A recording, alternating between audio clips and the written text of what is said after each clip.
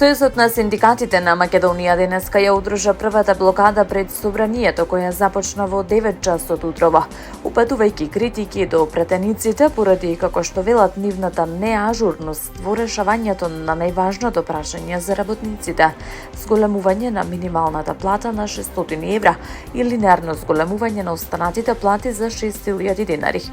Блокадата се одвиваше на улиците 11 октомври и Даме Груев, со што беше оневозможен пристапот на претениците со службени и приватни возила до паркингот на Законодавниот дом. Од синдикатот велат дека целта на ваквиот чекор е претениците тој ден да не можат да наплатат патни трошоци. Дел од претениците во собранието пристигнале пред почетокот на блокадата, што председателот на ССМ Слободан Трендафилов го оцени како срамен чин, посочувајќи дека претениците немаат храброст директно да се соочат со работниците. Од ССМ најавија дека блокадите ќе продолжат и во наредниот период. Веќе в четврток е најавена блокада пред зградата на Стопанската комора.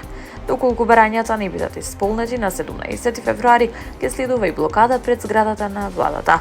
Синдикатот побара од претениците и владата во најкраток можен рок да ги исполнат нивните барања. Во спротивно, како што најавија, протестите ќе се интензивираат.